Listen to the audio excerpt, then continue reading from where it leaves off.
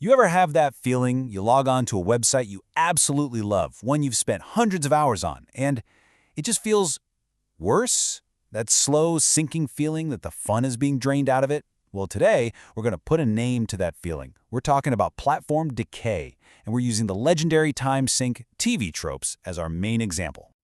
I mean, if you've ever fallen down a TV tropes rabbit hole, you know exactly what a paradise it was.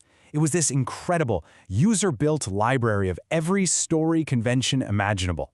But as a lot of longtime fans will tell you, lately, something just feels off. You know what I mean, right? It feels more cluttered. You're getting pushed to do things you don't want to do.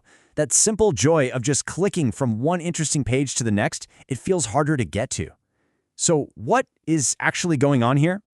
All right, let's break this down. First, we're going to dig right into that core feeling, that nagging sense that the site you once loved has changed and definitely not for the better.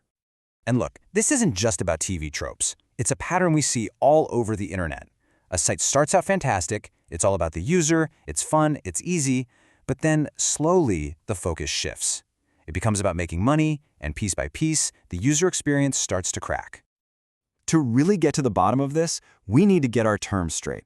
So let's define the problem with two really crucial concepts that perfectly explain what's happening behind the scenes. Okay, first up is something called vendor lock-in. This is when a service is built on purpose to make it really hard for you to leave.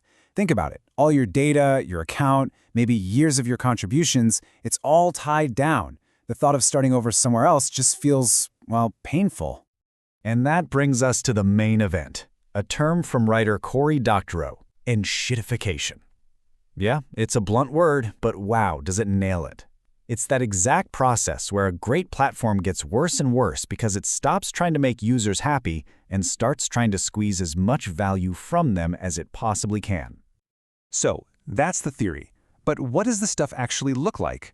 Let's zoom in on TV tropes and see these ideas in the wild. You start to notice these little things, right? Suddenly, you need an account to see everything. Features that used to be wide open are now stuck behind a login screen. And of course, the big ones. More ads, more clutter, and everything just seems to load slower. These aren't bugs, they're features of the new business model. And this really gets to the heart of it. The old TV tropes was built for us, the users. It was all about easy exploration, and it was driven by the community. The new model? It's monetization first. It's about metrics and profit. The entire reason for the site's existence has fundamentally changed. This all leads to a much bigger question, though. Why does this keep happening? Why do so many good websites eventually go bad?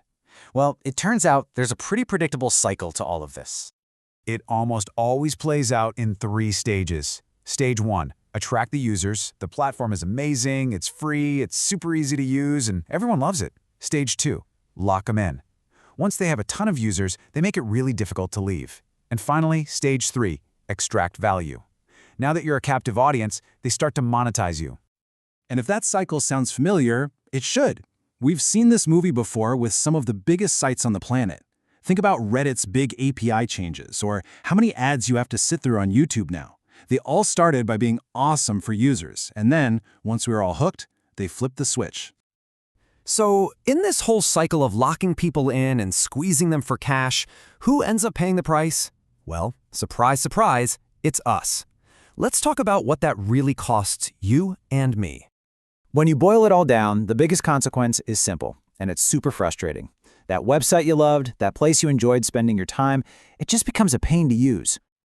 And here's the really cruel twist. All the time and energy you put into the platform, all your posts, your data, your friends, that investment is exactly what keeps you trapped there.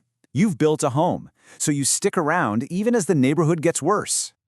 So maybe you aren't paying with your credit card, but make no mistake, you are paying. You pay with your attention, trying to ignore all the ads and the clutter. And you pay with your patience, dealing with an interface that's slower and clunkier than it used to be. Okay, so we've laid out the problem, we see how it happens, and we know who pays for it. So the big question is, what do we do? What's the takeaway from all of this? Honestly, navigating this new internet requires a bit of a new mindset. First, just enjoy the good stuff on these sites while it lasts, but keep your eyes open. Second, get good at spotting the ways these sites try to lock you in.